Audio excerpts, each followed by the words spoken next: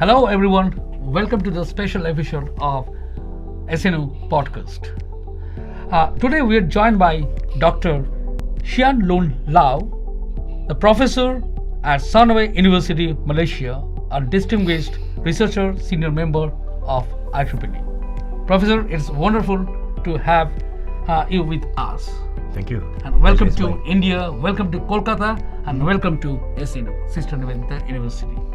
Now, my first question, just tell me about your experience of Kolkata visit. This is my third time to Kolkata, and the only time that it's not so rushed. So I think has always been enjoyable. But more importantly, the people I meet here, I can feel the energy, I can feel the vibrance, and most importantly, I can see very excited and interested students and faculty, and that makes the visit very meaningful. Yeah, being able to meet them. And what about the SNU visit? SNU, impressive institution, knowing that the university is so young and yet trying to do its best to excel, and even organizing such a good conference, right? It's something really not easy for such a young institution. Yeah. So, you were just a keynote speaker of CIR 2025 this year at SNU. So, what is your objective or when you're delivering the keynote to our students and faculty member? So, what was the objective you have? Yeah. When the invitation came, I thought, what should I speak to the students and staff, the participants? And then I think maybe many people talk, gave a technical talk. Well, I thought maybe I give a slight change to go into a little bit of history of the research I'm involved, which is called pervasive computing. But more importantly, how such technology is important to contribute to the sustainability of the world. And I do think we should talk about this approach more, so that especially the technical community knows the ability they have, the skills they have, actually is so important to bring very positive things to this world that is, today having a lot of challenges. Yeah. So challenges, this term challenges is very important for any country. Right now we're having the many challenges, economical challenges, and now recently we have the security challenges.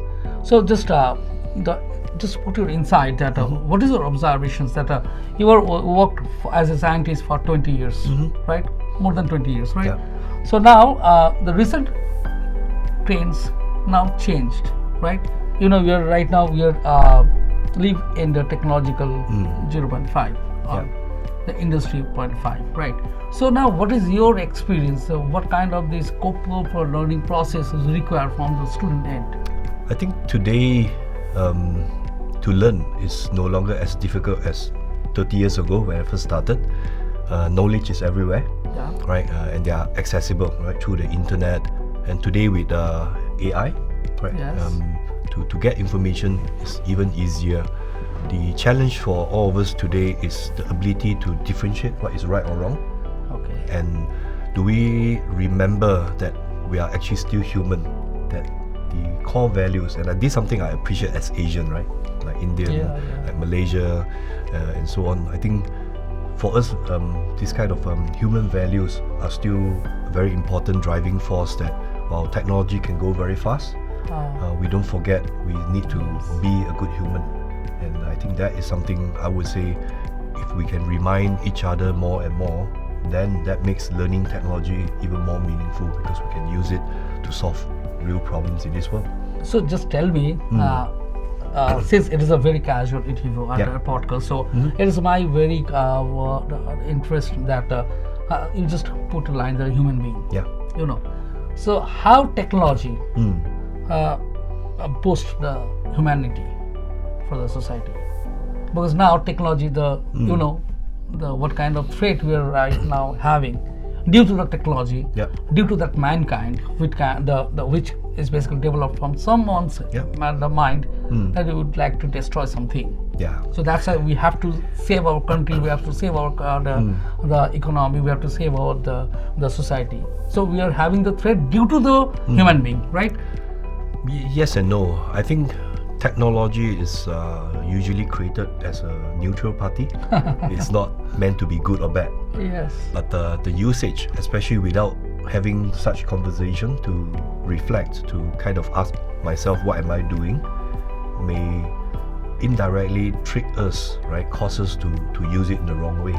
Like what I usually tell my kids and even my students, I said, if you look at the consumption of social media and so on, the algorithms actually want you to consume more. And if you do not know, you end up getting more, and not only you waste time, every scroll, every interaction you have with all this internet application, they will use energy back in the data center.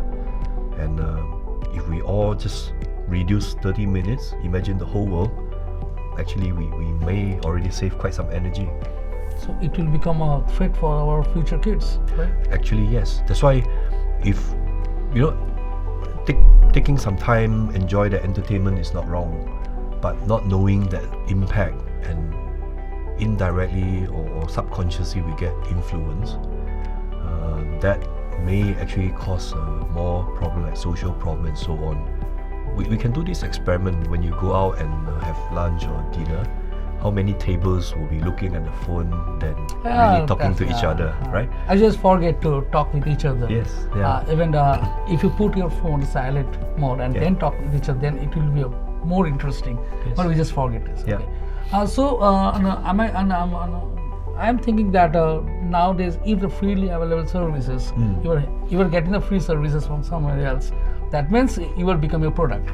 We are the product. We are the product, right? So just tell me something about the. You are already as a professor. You're taking classes for the 20 years, right?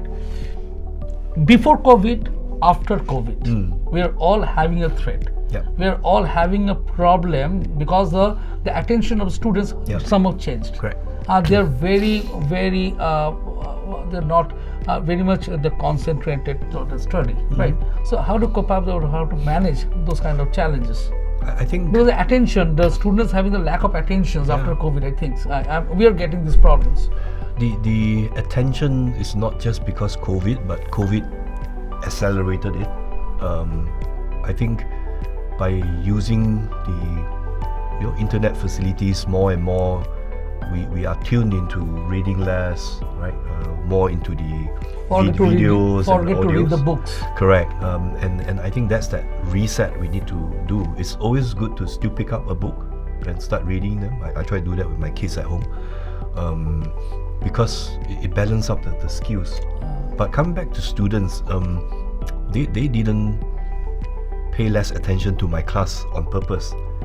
They just don't have that training, right, to do it more and more. That means, imagine you are not used to paying long attention, right? And suddenly you need to sit there for 2 hours for a lecture. It's really difficult for everyone. We're having the same problem. Actually, maybe you and I have the problem too. Same problem. So it actually calls for a also new way of pedagogy. Like, do we really need to do a 2 hours lecture? Can we, like what I usually do, I'll first give a 30 minutes lecture, then we say let's do some activities together. In groups, you go to the internet. Instead of me giving you the 5 topics, the 5 groups will find the topics and they will debate with each other.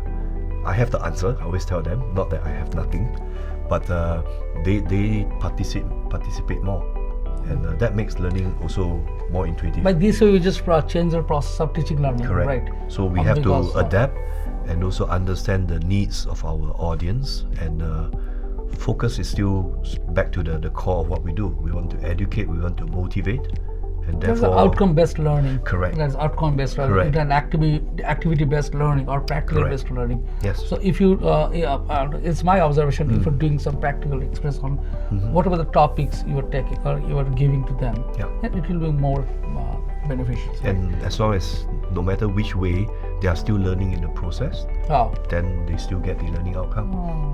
So my next one is just move to the other sections. You were working with the Indian scientists for so long, right? So what is your idea about their ideology, about their creativity or innovations? I find the Indian scientists, part of them are very strong theoretically, and that's very important. So the fundamentals are really strong. There are also another group that are very good in solving actual problem. So they are doing more applied, but very hands-on. So overall, the impression is very positive. Yeah, good people to collaborate with. So how are we dreaming about that collaboration between Indian and Malaysia? I think we definitely need to collaborate more because the resources are getting more scarce, and we don't want everyone replicate the same thing.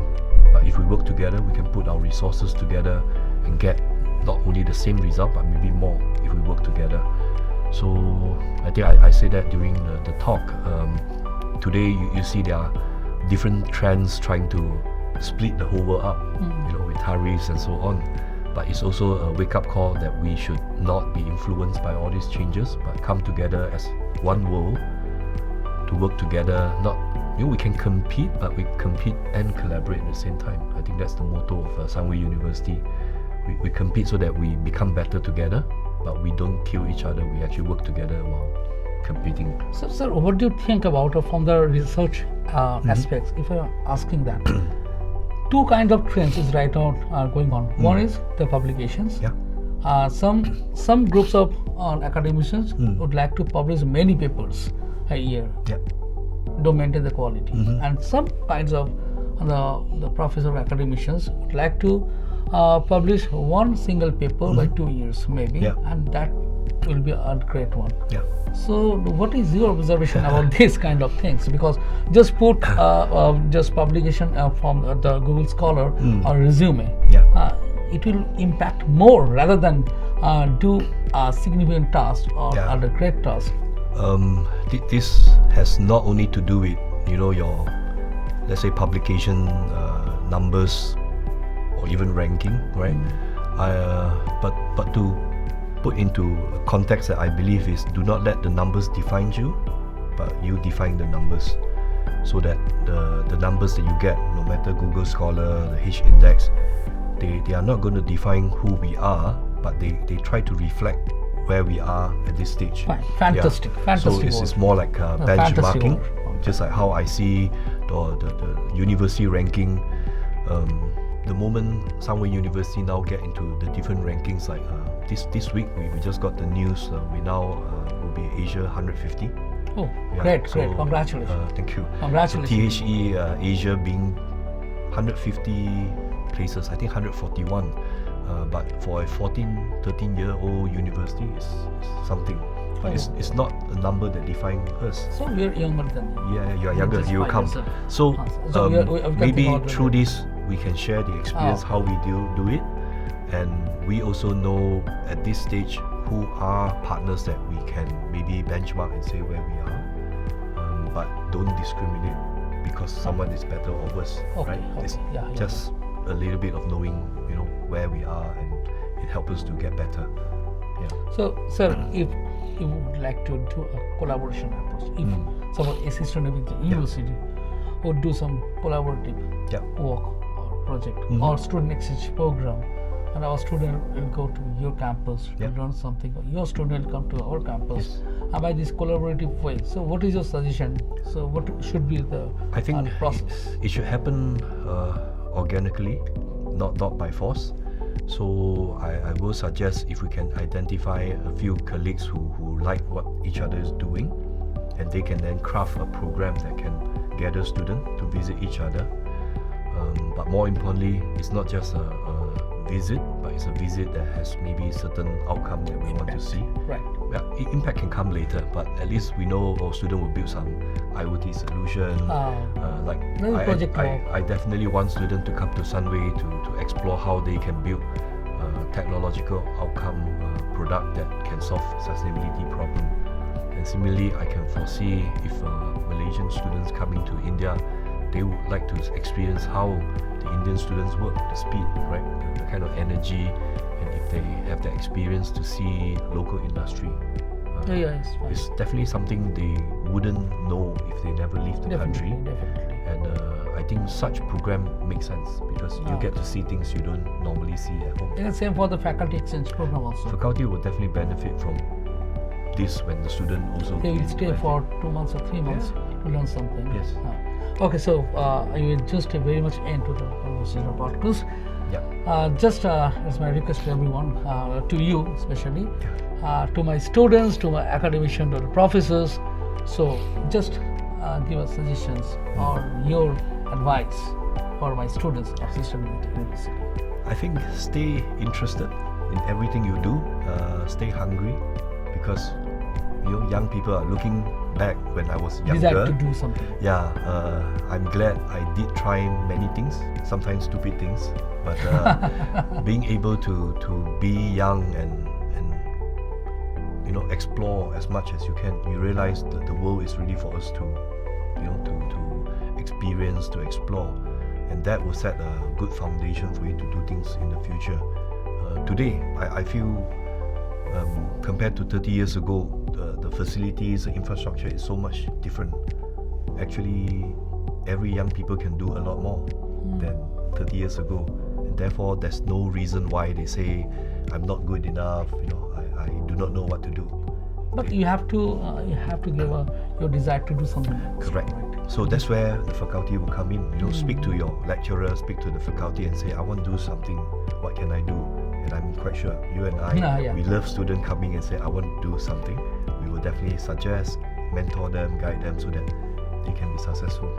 So thank you very much, my students. So start dreaming to do something for your life, something for your the society, to develop a great future for you and for your next generations.